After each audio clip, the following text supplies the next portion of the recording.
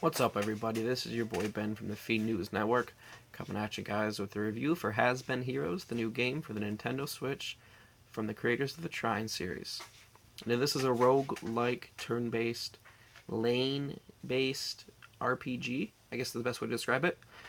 Essentially, you play three characters. You start off with a warrior, a rogue, and a monk. I think he's called a warrior. I don't remember if that's what he's actually called.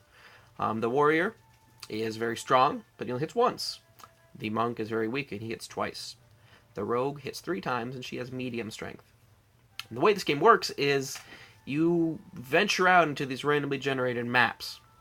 You can choose the direction you want to go and whatnot, and you fight various enemies. I'll be honest with you, when I say various, I mean like 99% of them are just skeletons with different hats on. But the premise of the game is you have to use these three characters and their own individual strengths and their own certain weaknesses to your benefit so that you can overcome these tough trials. Seems like a straightforward concept, I know, but it's not as simple as it sounds. Like I did say, the game is randomly generated, which means a lot of the times you're going to get stuck in situations where you fight guys that are more powerful than you would wish, or you're going to get spells that are garbage, or you're going to fight that one boss that is near impossible. But even when those situations arise in this game, and even when I get my butt kicked and I just get destroyed by the guys, I don't get frustrated in the game. I think, okay, I died. This is horrible, but I learned something this run. I learned not to do this with my rogue. I learned not to do this with my monk.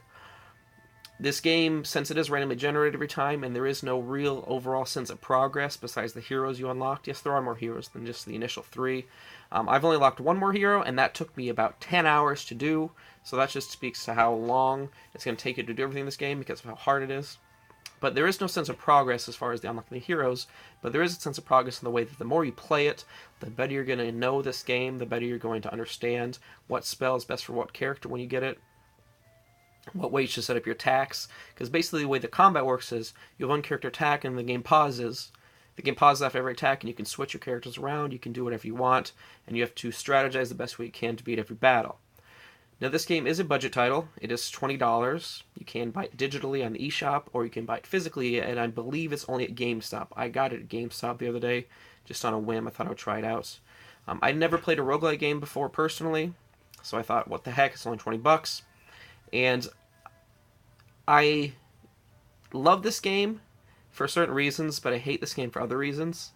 I hate it just because it is so difficult, partially because of the random generation, and another reason why it is so frustrating to me is that the game gives you very little to no tutorial.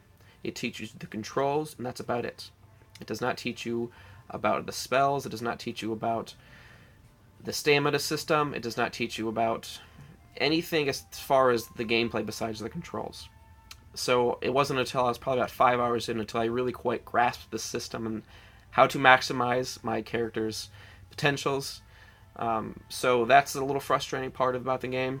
But when the game does work, when you do figure out what you're supposed to do, when you stack the buffs you're supposed to stack on your rogue, when you freeze the guy at the right time with your monk, when you disrupt the AoE attack with your warrior, and you just plan everything out perfectly, it's just such a satisfying feeling.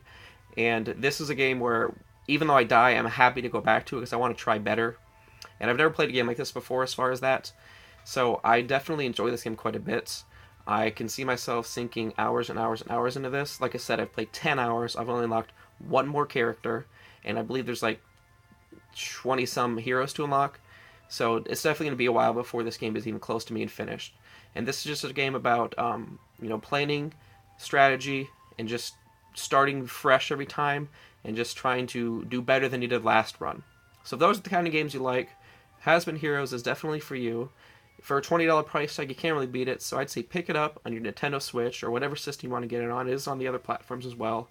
But here at the Feed News Network, we are big fans of the Nintendo Switch, so we promote that you buy that copy.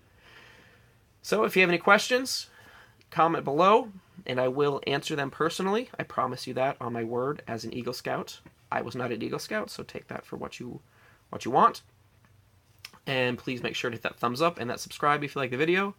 And once again, this is Ben from the Feed News Network. Keep on fiending.